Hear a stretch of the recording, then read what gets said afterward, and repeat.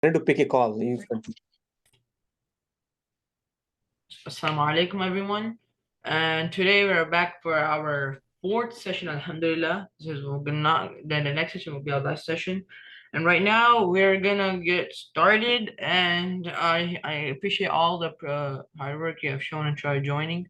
And for the people who don't join, this is gonna be a recording, and you guys can rewatch it if you want to. So now I'm gonna share my screen, and we're gonna talk about Roadrunner. We're gonna use Roadrunner basically for our we're gonna use Roadrunner for autonomous, and also we could also use it for Teleup. Right now, I'm kind of focusing on autonomous, but no, I mean there are some examples I have for Teleup, but since we talked about PID tuning last time, last session, so we're gonna also focus on basically both Teleup and autonomous. So now today is Sunday, 3rd June 2023. From inshallah from 6 to 7, I'll try make the class last that long. And now first, and then next week we're gonna learn about odometry. Basically, what is odometry and like how it can help us in autonomous for teleop. Right now, let's focus on Roadrunner and let's get started. Here's the agenda. So we're gonna first talk about introduction, what is Roadrunner and how it helps us, and then we're gonna discuss about installing Roadrunner plugin, which is we're gonna talk about why we need it. Then we're gonna also talk about how we should install a quick start, something that we need for Roadrunner, and we're gonna talk about drive constants, which is also used in Roadrunner. It helps us for our components of the robot. Then we're gonna talk about trajectories and what it is. Now let's get started. Now, introduction. Basically, Roadrunner is a motion planning library, which is written for FTC robotics competition, so we can use it for our competition, like we did last season. It's basically designed primarily for autonomous robotic movement, because last year, not last year, but last season, we mostly used this for autonomous. It basically helps us. Allows us for a complex path, like a path that's not like it's not basically requires a lot of programming, and basically it follows it and because it maintains control and velocity and acceleration without getting off balance. So it helps us maintain that. This actually enables robots to have more accurate and advanced path following capabilities. So now what this does is whenever we're using Roadrunner, it can actually smoothen our autonomous into running properly, and it can help us do the tasks without there probably is going to be some trial and error going to happen, but mostly Roadrunner will help us redirect the path. Like as I talked about PID tuning, and we talked about PID last week about how it can help us for autonomous. So Roadrunner is mainly we use it for autonomous, and we can also use it for teleop. Now let's get started. We're gonna talk about how we should put Roadrunner into our Android Studio. We should install Roadrunner plugin, or basically the install process for Roadrunner, RR for short. So whenever you have your Android Studio open, there should be 3 sections: FTC Robot Control, FTC Team Code, and Gradle Scripts. We're gonna first click on Gradle Scripts, and which is underneath the Team Code, as you can see right here. Then you should click on build.release Gradle, but there's actually many one here. I mean not many, but one here and one here, one here and one here. But the one it should say team code. The other one would say robot control. We're not gonna focus on that for Roadrunner, but we're gonna focus on team code, which, as you can see here, module team code, and you can see it by hovering your cursor on it, and you have to click it. Then we don't need to, as I said, we don't need to use FTC controller for Roadrunner. It's not in use. We don't need it. And so your page, you need to put your class for Roadrunner. So we have this Roadrunner class, which was created by an FTC team, and this is how it is. So it should be all the information here. If the implementation is not here like this, which is implementation. Next to it is all this. These are all classes like robot core, hardware release, FTC common release. Those are all classes. And as you can notice, they don't have semicolons because this is a Java program, and this is not a Java program. This is a Gradle script, and it's not needed to have a semicolon. And underneath, we have this one implementation that says com.acmer and so on dashboard. That is, you should also add that if you don't have it. Underneath that, we're gonna add implementation and this two quote signs, but one quote sign saying this should be this. It's like I got it from like a source on Google, because it, and also another side note is that the numbers 0, 5, and 1, which is basically for defines our class for Roadrunner, will change over time. Like so, because once Android Studio and Roadrunner keeps updating, something happens, new changes happen, and these numbers will also change.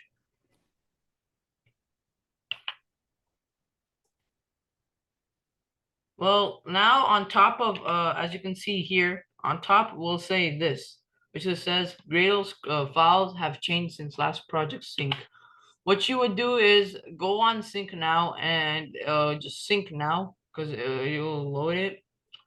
Now, if there's an error while you click sync, then like this, if it says this, you're fine. But if it shows like an error, then there's something wrong in the line of code you put. Now, as I said before, that we don't need to add a semicolon because it's a Gradle script and not a Java line. Now, here's an important note. If we want to build our line of code so it can be implemented on the other Java classes when we're going to start programming, we're going to make a Java class for Roadrunner. So once we click on build right here, build, you will notice there will be a dex file error. What that is we basically put our information in classes into this one dex file. So what we need to do now is we need to fix this issue by enabling the dex file to have multiple dex files, or else our Roadrunner class won't work. We'll click on the file, so which is underneath. So if we go back here, underneath Gradle script, there's this build.common. It will say build.common. We have to click that, and you have to scroll down, so there will be like more there will be lines of code and information, but you have to scroll down until you find target SDK version. And underneath this line, which is basically if we have our SDK, we need to actually, if we just have we enable our multi-dex modifier files. So underneath this, you'll type this line of code. It's right here. This is the target SDK version, and underneath it, you will type multi-dex enabled true. That's the line of code. What happens is when we have to put this is when we put that, it actually like helps us allow put Roadrunner in and multiple other classes. And you also need to next to Android right here, it's all the way like in the bottom of the code, like it should be like right. So next to here, there should be this thing right here, Android, and it should be in default configuration, not any none other configuration except for default configuration. Then after we do that, there will be a pop-up, same as we said before, Gradle files have changed since last project sync. And basically we just click sync now and it should work.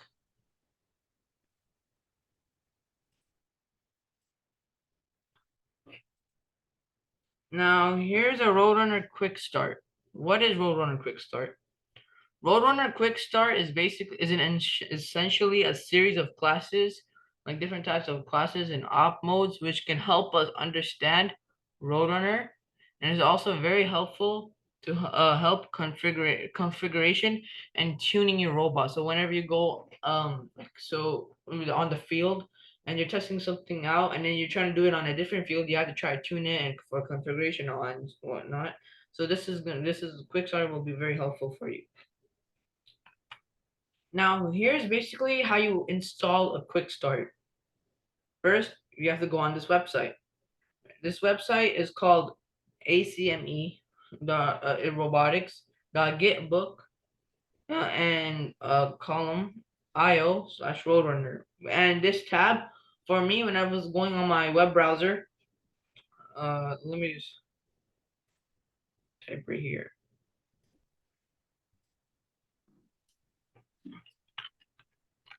So see, I typed it here, but for me, I don't know if it happens for you, but me, it just opens here. If that happens, you just click on initial page Roadrunner and you should be open to this page.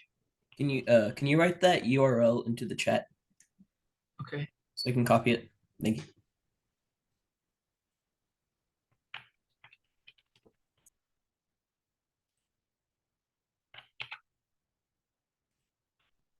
All right, I put it.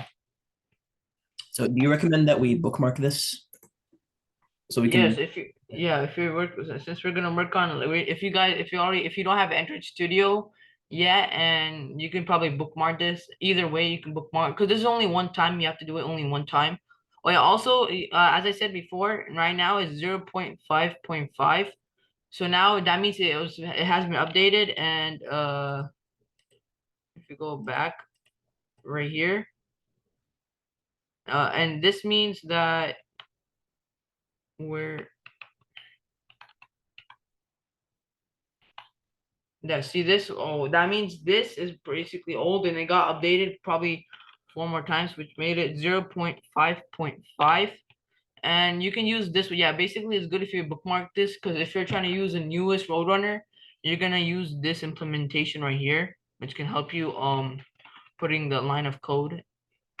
So now after that, you click on Quick Start and it will open to you to a GitHub website. Well, if you guys have a GitHub account, you can go to the file and make it yours. But most of the people here probably don't have GitHub. You can just basically download the zip. It basically downloads it, and you can wait for it to download. And as I said in my first session, I was talking about Android Studio, how we download that zip. And now once we download that zip, we have to extract it. So that's how we can get that file. So let's just try opening it. So now when we see this, we click on it and you see all this. What you have to do is you have to just click extract all items into this folder and just name it whatever you know. Or just name it something like this. Just leave it as default and you click extract and it will take some time. And after it's completed, it shall be saved on like this on a folder, and which is fine. So then you can either open the file with your GitHub. Yeah, as I said, you can open it with your GitHub account.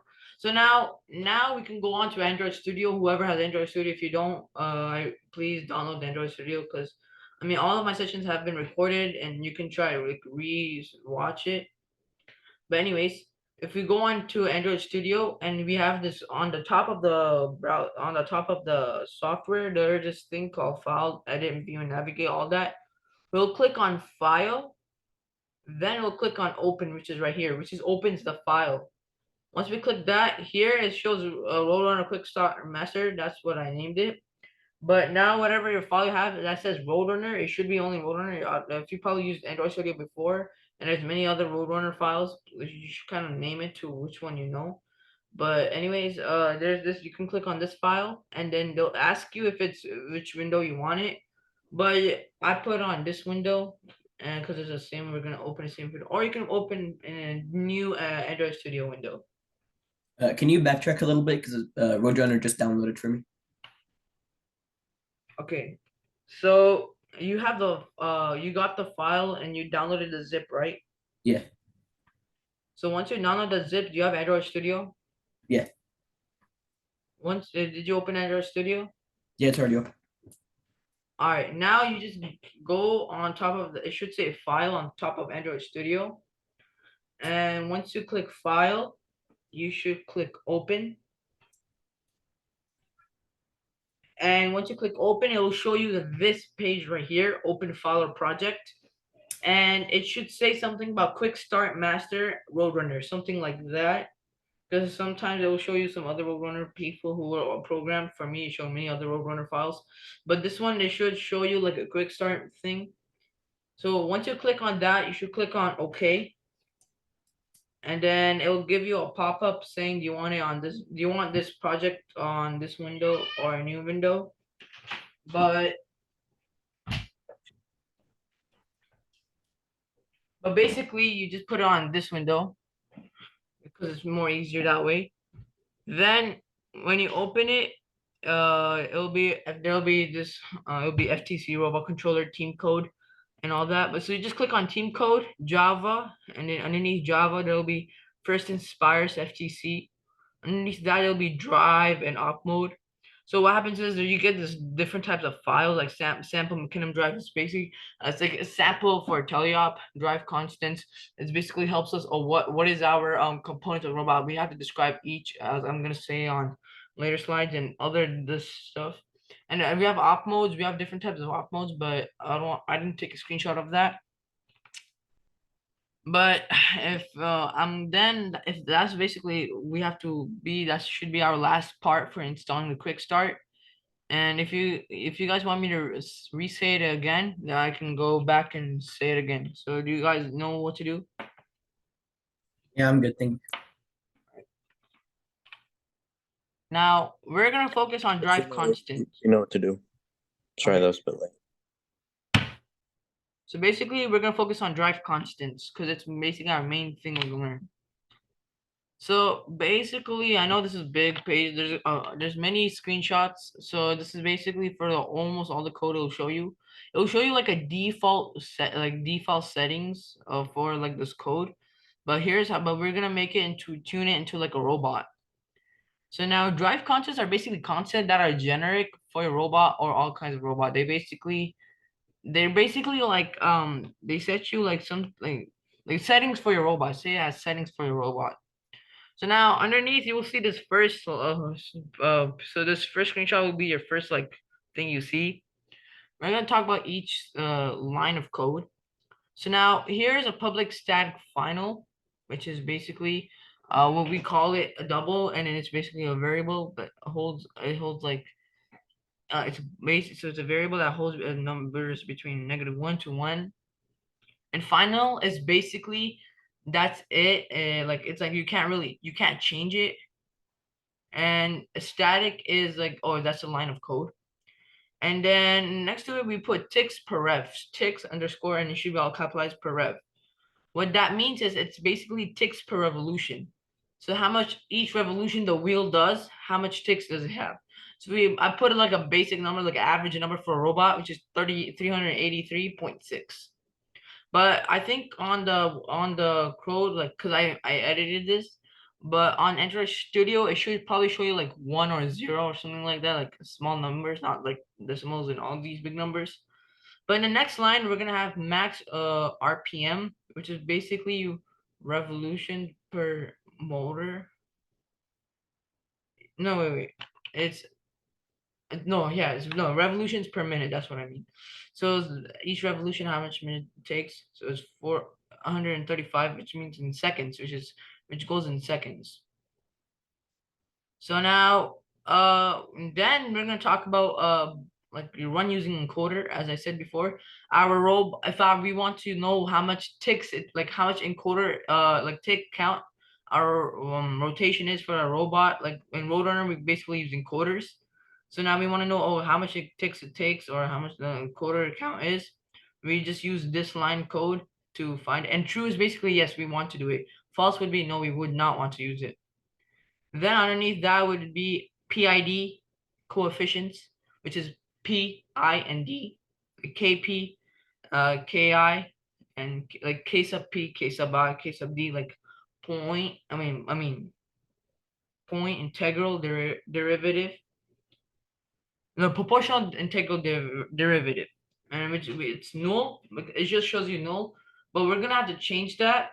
So what we're gonna do is delete null right here, and we want to make it as a new PIDs. We want to make it show like this.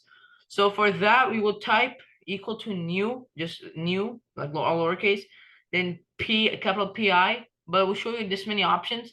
You will click on the one that's ACMER robot because they're like the most reliable and it's most helpful, and it's basically more easier to use it for Roadrunner, and it's actually much more useful, and it's like less complicated, and it's and then like it's basically good. It's better if you use it for this one, and because this one's the one that created the Roadrunner class where I talked about in other slides.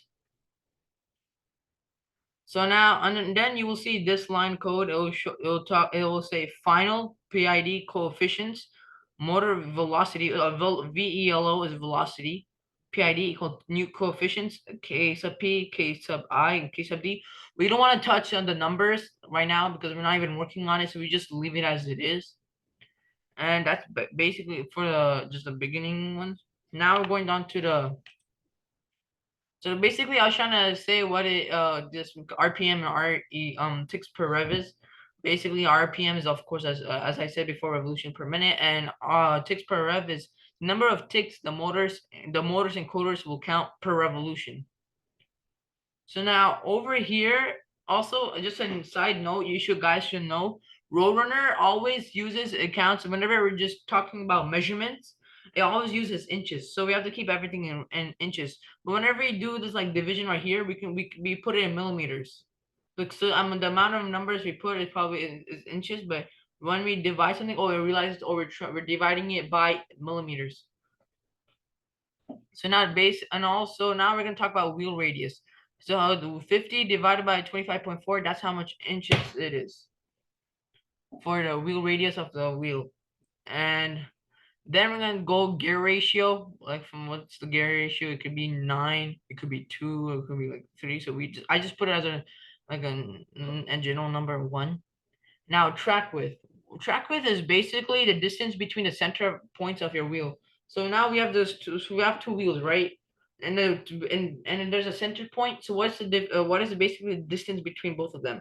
So I put 14. So now underneath this is What measurement basically does that use? So would it be 14?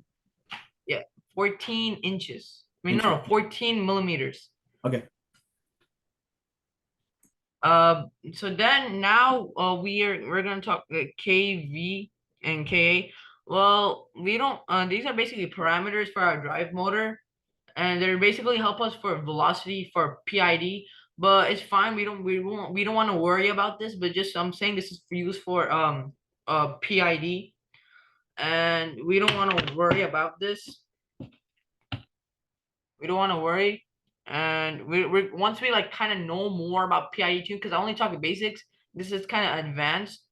So once we like and throughout like a season, like right now we're just doing basics, but once we kind of go deep and through the a ton like on PID and all the programming, we're gonna learn about this type of stuff. What's it for again? Huh? What does PID stand for again? Proportional integral derivative. Proportional. Okay, thank you. Well, I can tap it in chat for you.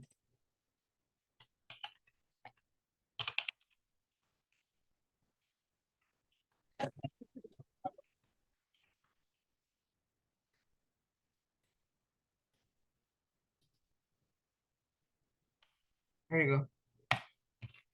Also, another thing I have to say, there's this useful website called Learn Roadrunner.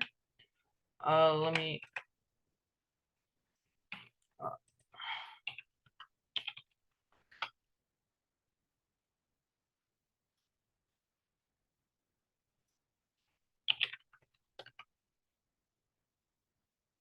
Yeah, here.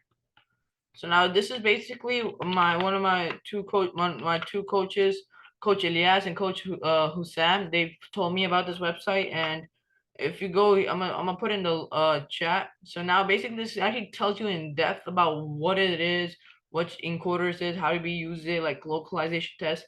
This kind of basically got me into an amount of information I need for like Roadrunner. I'm not really that expert in Roadrunner, but at least I know like the basics and overview of Roadrunner. So this website can actually help you out if you guys. All right, so you see here we were learning about KV, like static. So now it shows you like a definition, like see wheel radius as I talked before and all of that. So now here you can find it in this website and actually can give you basically information. So I'll just since we're talking about KV, KA, K static, it's basically like your like feed forward gains are your constants. They're you basically your constants you for driving your motors. And you can tune in later, as I said, like whenever you're on different fields. So that was basically it. So basically, how does Roadrunner memorize where the robot is? It actually doesn't know. So suppose if it depends on where we position the robot. So if we position it, or unless we put in so suppose we set a position and we put the robot in that position, then it can do its task. Like then it knows where it is on the field. But suppose we move it 1 inch back, it will think it's on the same position and it thinks it's doing it's doing the good like it's actually doing it correctly, but it isn't. So basically when we program it, it doesn't really all right, so I think we have to stop the meeting. I'm gonna start recording.